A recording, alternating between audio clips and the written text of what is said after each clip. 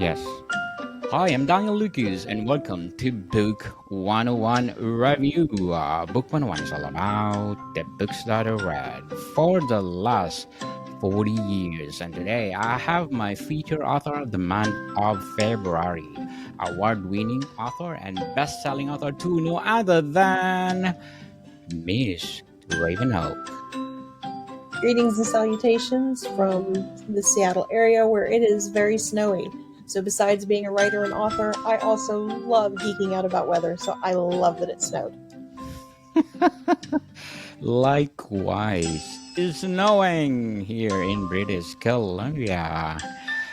So, Miss Raven, thank you so much for being part of this podcast, being my feature author of the month. What will be our last novel that we're going to talk about? We're going to talk about the Bell Ringer and Other Holiday Tales. Interesting. What are the central themes explored in the collection? The main theme is holiday. So the idea of families of different types coming together to celebrate some kind of winter holiday, be that Christmas, Yule, whatever. The stories that are in there are all novellas or shorter works. And so there's a variety in there, a little bit of something for everybody for winter reading. But one of the main themes, again, just like many of my works, is that idea of found family and creating our own families out of the people around us that we care about. So, how did you integrate speculative fiction elements into traditional holiday narratives? Well, for one, I always wondered, a couple hundred years from now, if we're in space and we're on a ship, what would something like Christmas look like? Also, the mythos of Santa Claus and, Yule trees and all of the things that kind of create the holidays for people in the United States, and other countries. What would those things look like on a spaceship if you have limited resources? Or it's been a couple hundred years, so maybe our idea of what Santa Claus is has changed. Those are things that I could work into a speculative fiction setting and kind of, recreate some of our love of winter and exchanging gifts and things like that, but from the viewpoint and lens of being in space or being in a fantastical setting in a different world. Interesting. So, in the story, how does the virus induced silence affect the town's dynamics during the holidays? Well, I mean, each story is a little bit different, but in, for example, The Ringers, um, the town is very withdrawn. Think of like 1600s, 1700s London, the times that Dickens was writing about. The Ringers is kind of my love story to Charles Dickens and some of the things that he was writing about. And so this town is very withdrawn and they don't celebrate the holidays the way that um, we do. They're more about everybody needs to work, work, work, and contribute to the town and contribute to the magistrate, and he's going to save us and make everything better. And a new family who moves to town, it doesn't really sit well with them that that's the way this town is. And the main character, who is a young girl, she basically sets out to change things, and in doing so discovers some pretty dark secrets about this town. And that's where the ringers come in, which it kind of came about from my wife, mentioning how creepy some of the lyrics are to Christmas carols. And I was like, imagine if Jingle Bells was really ushering in something evil. So every Yes. time you hear a bell ring, instead of being this light, fluffy, positive thing that we're used to thinking about, it was like foreboding. And that's kind of what was the impetus for why I wanted to play with that town and the ideas of what makes a holiday a holiday. So, Miss Raven, what role does homeless bell ringer play in the challenging the town's apathy? Well, with the bell ringer, that particular story was my pandemic story. You know, a lot of writers have them. They're the story that was kind of floating in our mind when we were on lockdown. And when Washington was kind of in lockdown, it was so eerily quiet outside. I mean, you could walk in downtown Seattle and there just weren't cars traveling around. There wasn't the noise of the city. And I was thinking about what that would feel like, especially during the holidays, because I don't live in downtown Seattle, but I could imagine living down there and being used to the noises of the city and how that might change. And so the main character comes across somebody who's homeless, and he has his own ideas about what causes people to be without housing, and he has his own prejudices about that. And I wanted him to learn a lesson from this unhoused man. And kind of that whole a lot of Christmas stories give you that feel good lesson of why being with family and why being together is important, why helping each other is important. The whole message of the season kind of idea. And so I wanted our main character to learn that lesson in a really hard way from this unhoused man. And that's kind of the central core of that story. What are the key characteristics of Captain Baines, and how does he approach the mystery of the mobster Santa's death? Well, he's the kind of guy, he's a space captain. He captains his own ship. This is from the story Old Saint Nick. And he really believes in protecting the members of his crew. He believes in being honest and fighting for his beliefs. And when this mobster Santa ends up dead, um, it becomes a closed spaceship mystery. They talk about in mystery a closed room mystery. It's kind of the same thing, but in space. And he is now having to put his needs ahead of his crew's needs, which is not something he wants to do. But if he wants to get out of this alive, that's what he's going to have to do. And so he is at odds with his characteristics through most of the story.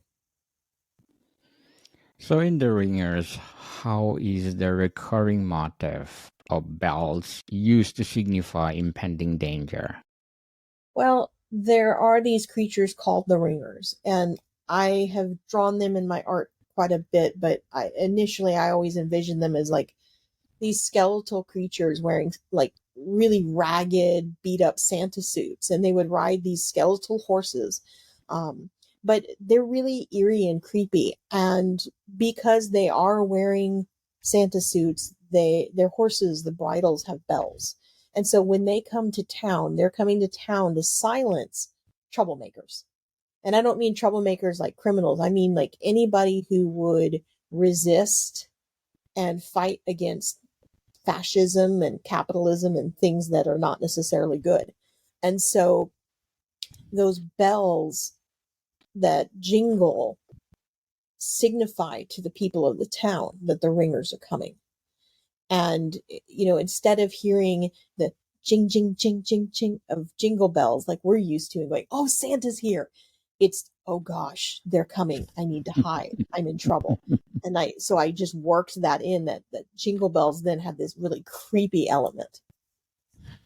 Interesting indeed, Ms. Raven. What challenges does Elise face in confronting magical evil in the ringers?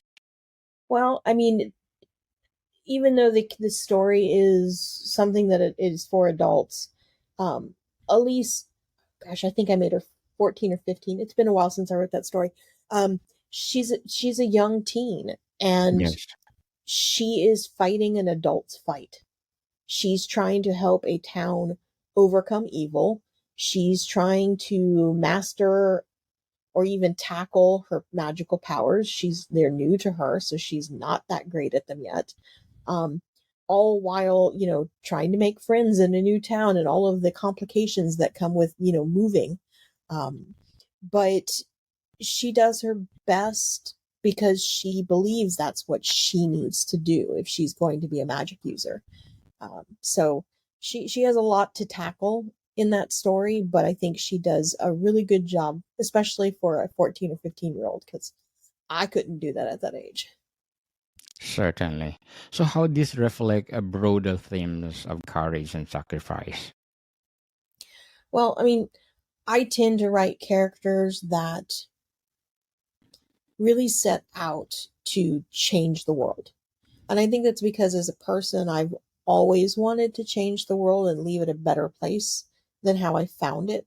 And I want my characters to do the same thing. And so when my characters are going up against somebody in a fight, be it either a physical fight, a magical fight, or even just a struggle to do better, um, I tend to put them in the position of trying to leave the world better than how they found it. You know, Elise gets to this new town and sees that the people are struggling. They're not doing well. They're impoverished, they're unhappy, things are not the way they should be. And so she sets out to research and figure out what's behind these ringers and how this magic happened and how can she fix that? How can she break that spell on this town? And most of my characters are like that, where they try to be good people and do what's best for everybody so that everybody can benefit and do better. Do better, people. So, how does the curse interpret the traditional role of Santa Claus through the Well, character of Simon? yeah, I part of what happened to that is I kind of woke up from a really really weird dream where I just had this thought of what if being Santa wasn't a good thing? We always talk about the myth of Saint Nick and Yes. how this guy in theory historically went and delivered gifts to kids and seemed to enjoy the role, and that's how this idea of Santa Claus was created. But what if it was a curse? And so Simon is somebody who in his life struggled to do the right thing, but didn't always do the right thing. He made some bad choices, and that ended up in the death of someone. And as a consequence of that, he was cursed. And so, he is Santa, but he doesn't want to be Santa. He doesn't want to be married to Miss Claus. He doesn't want to deal with toys and children and all of these things that we look at as part of the Santa mythos. He doesn't want any of this, but it is forced upon him.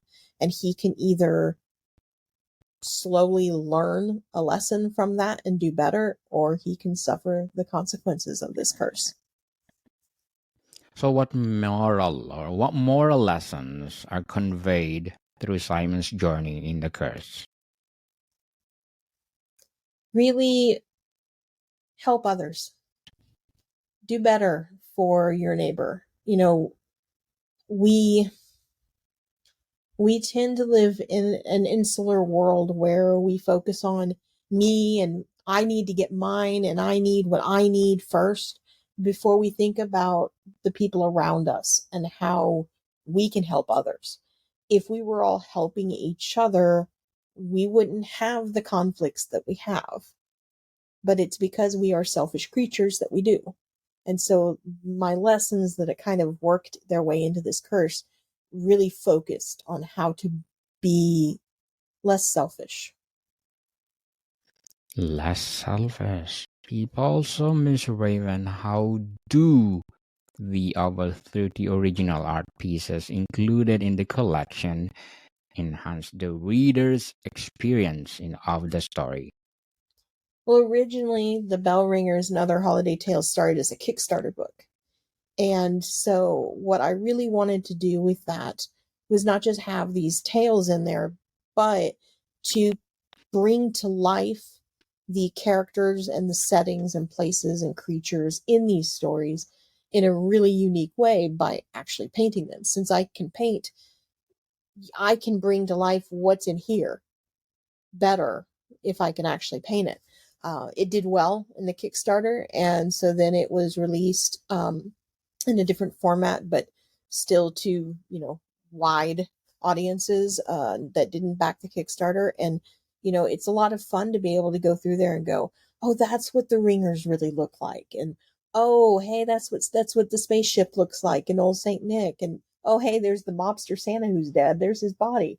You get to see in more detail the things that I'm describing in a story. In a story, you may only have a certain amount of space to describe something before readers are like, I'm bored. Can you stop now? But with a painting, it's like, boom, it's right there. Certainly.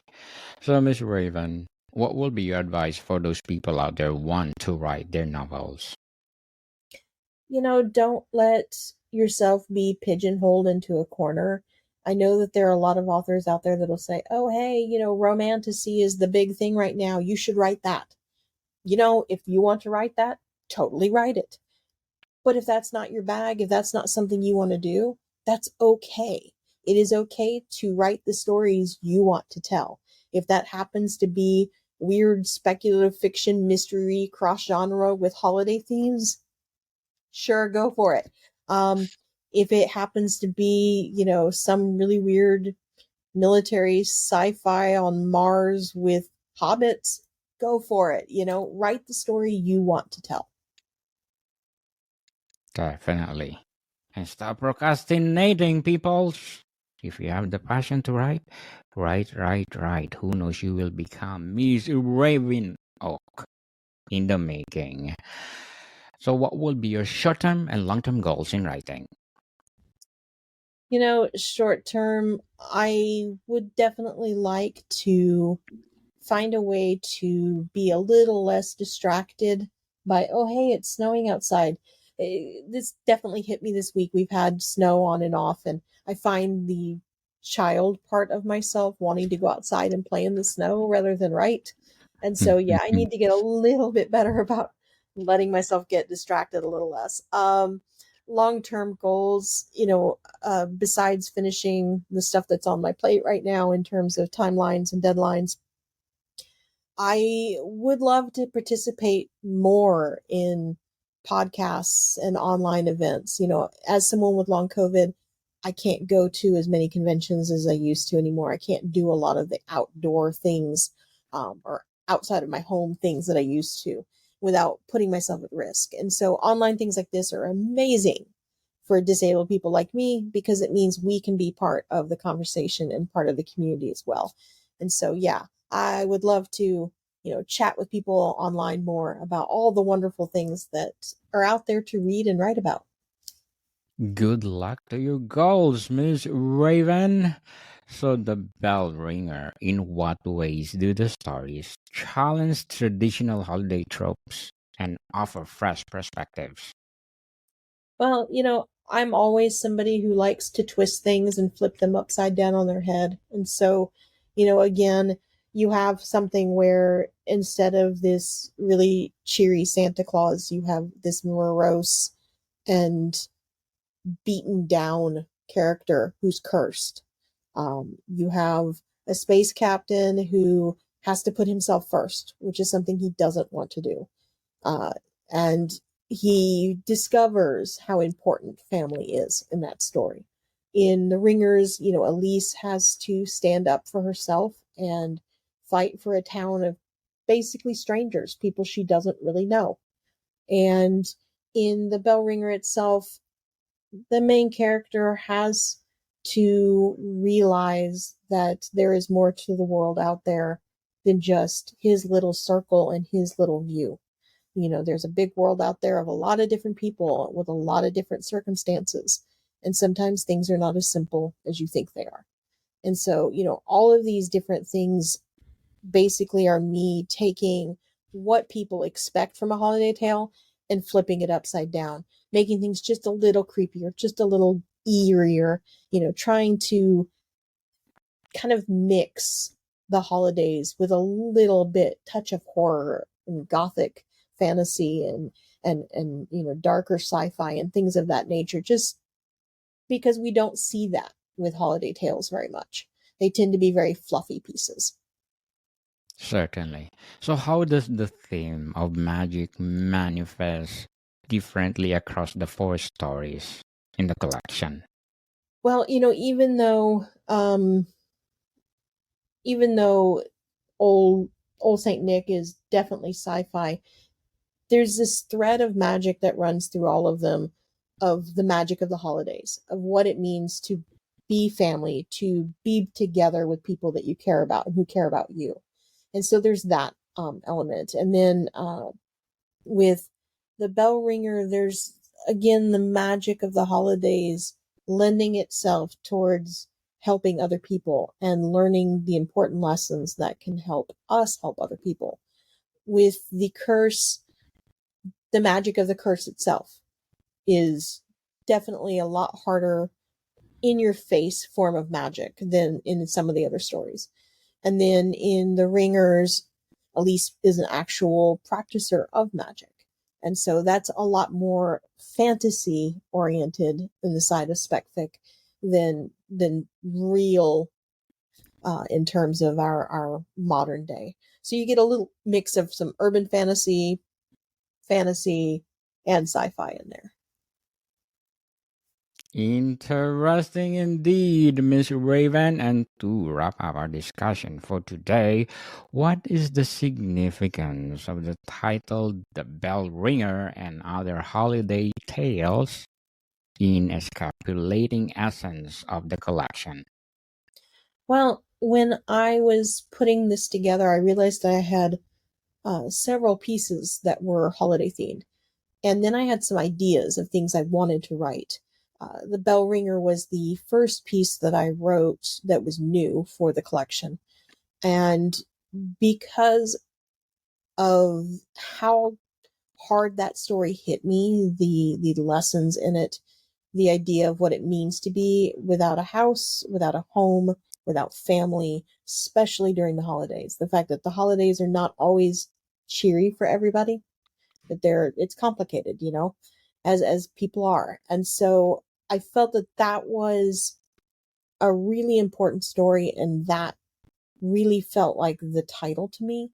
But it wasn't just that story. There were other stories too. And so I decided, I was like, well, if it's a collection, it's okay to say and other tales. But I was like, yeah, that's not simple enough. I need to portray that this has holiday elements in it. And then basically happened with the Bell Ringer and Other Holiday Tales. Miss Ravenok, award-winning and best-selling author, my future author of the month of February. Can you please invite our listeners to support all your books? Sure, just head over to www.ravenoak.net. You can find links to all my stories, find out more information about the stories themselves, characters, background stuff, whatever floats your boat. And then you can find all my links to social media there as well. And I'll see you online. Yes, people, let's support Miss Ravenok because if you support her, more award-winning piece and best-selling novels to come. So, Miss Raven, thank you for your time. No problem. Thank you for having me. It's been great to be a guest this February. Bodycam people, see you soon.